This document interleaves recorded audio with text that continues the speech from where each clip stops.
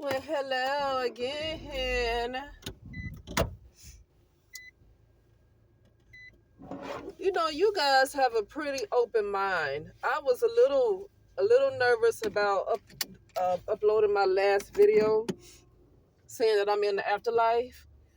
It just goes to show how awake a lot of people are nowadays. Because that would have been sounding real crazy even about 5 years ago. That would have been sounding real crazy. But a lot of people are awakening to the point where these type of things aren't sounding crazy anymore.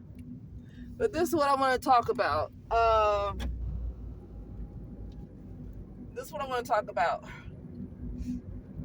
Black people they just make it okay to be disrespected. They make it okay to be disrespected. Okay, a lot of these black leaders in the community talk down to black people, just completely disrespect black people and black people are pretty much the only ones that support them.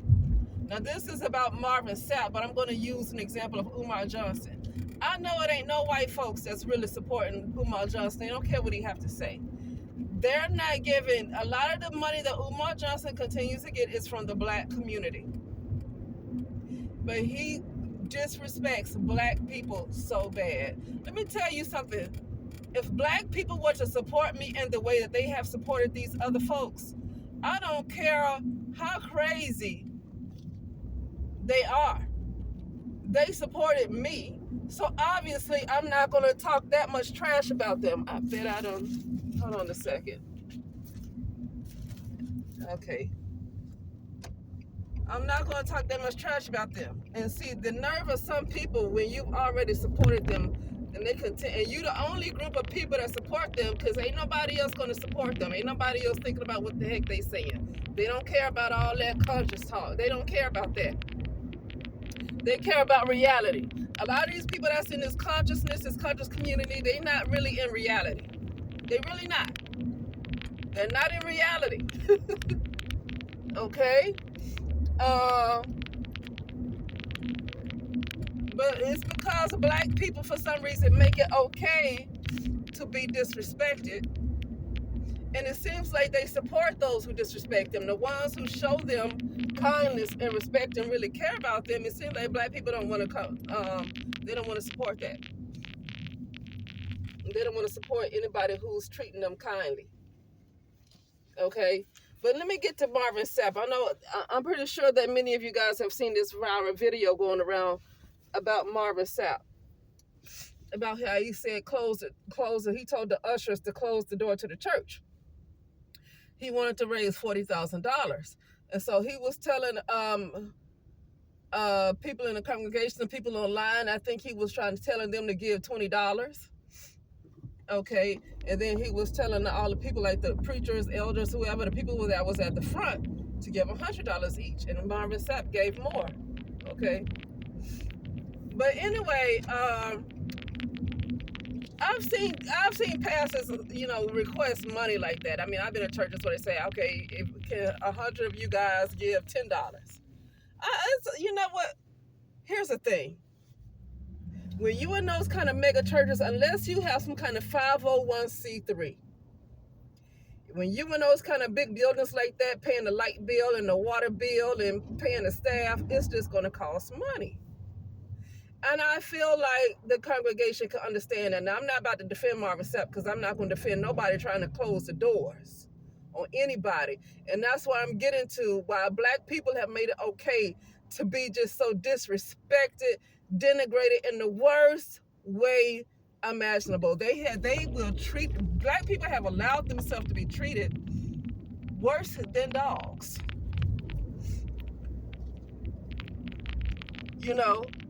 So, that's what I want to say. Oh, I forgot the code to get into this guy's house.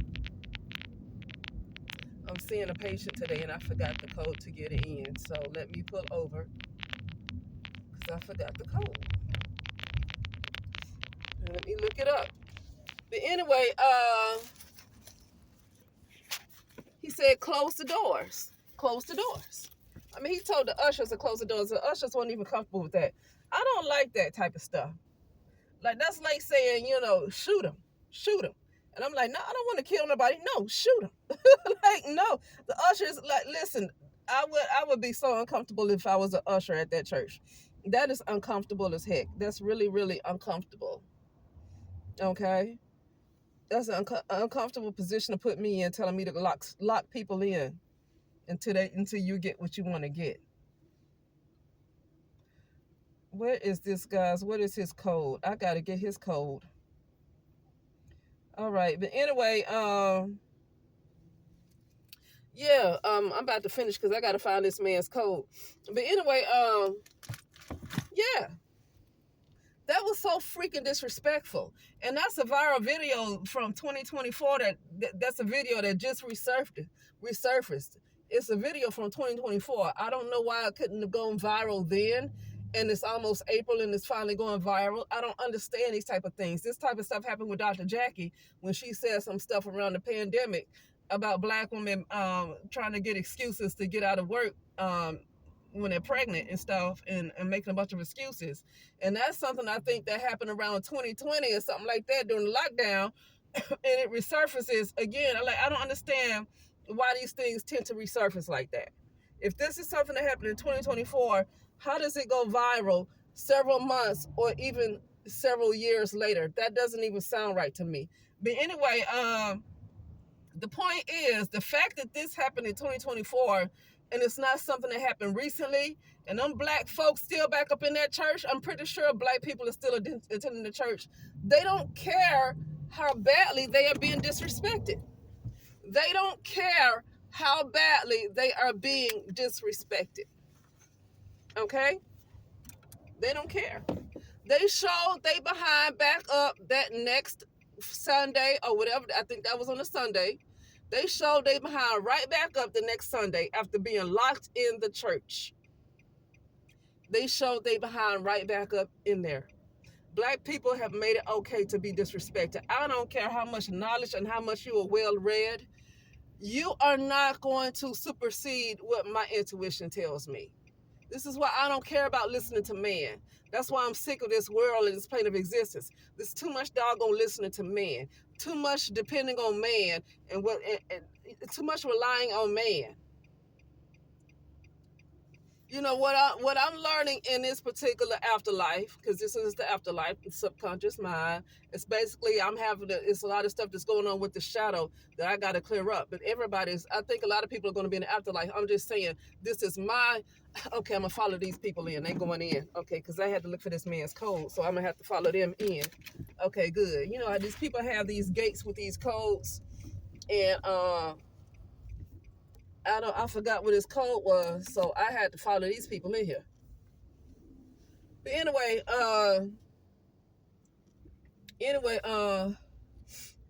what was I saying? Yeah.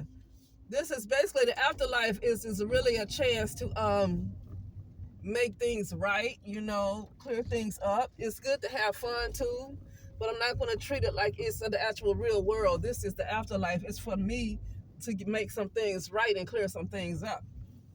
And I said, this is my afterlife. It's not to say that nobody else is in their own subconscious mind. I'm pretty sure it's other people in the afterlife too. I'm pretty sure I'm not the only one. But when I say these people everybody's a part of my dream, including the people that's even listening, you're a part of my dream. You're in my subconscious mind. Now, I don't know if other folks, like I say, other people are in their own. I'm literally in my subconscious mind, based on whatever kind of life that I had in the real world. And I wasn't aware of what was going on internally in the real world. And plus, I said that I was a celebrity. So, I could have possibly made a deal with the devil. And that's why I'm here. And I'm constantly I don't feel like I'm attacked. I am. It's not a feeling. And it's because this thing, I was in a coma in the real world. I don't think I'm in a coma anymore. But I was in a coma. And so this thing is fighting to take me out. And so that's why I keep getting attacked here.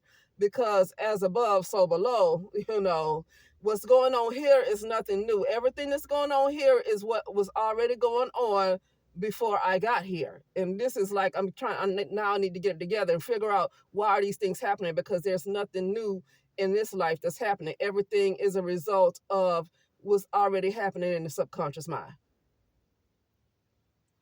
Anyway, so yeah. But basically, listen, here's my thing. I'm to the point I don't care what people have to say. I don't care. Like, Marvin Sapp should not be allowed to gaslight people. If people have a certain feeling about the way he locked folks in the church, especially his own congregation, if they have a certain feeling about the way he locked them in the church, they have every right to feel that way. Here's my point. You only listen to God and God only. And when I say God, I'm not talking about the Christian God or who is God. Let me tell you something. God is based on who you feel a higher supreme source that's speaking to you. Because everybody want to tell somebody else what, not everybody, but a lot of people want to tell somebody else who and what they are to believe in. And my thing is this: if you're doing the internal work for yourself, and whatever is speaking to you, even if you call it spirit, whatever it is, it's a different voice. That's not your ego that's speaking. It's like a spirit of truth that you know is the truth. You know whatever you're hearing is the truth. And once you hear that and you know it's the truth, it's no need in listening to anybody else. So I don't know. You don't have to call it God. It can be whatever you want to call it. I'm not into all this, debate about how religious people want to say what God is. People don't tell nobody else what to believe. What they're going to believe, what they believe based on their own internal work, and whatever they believe is what they're going to believe. It's not.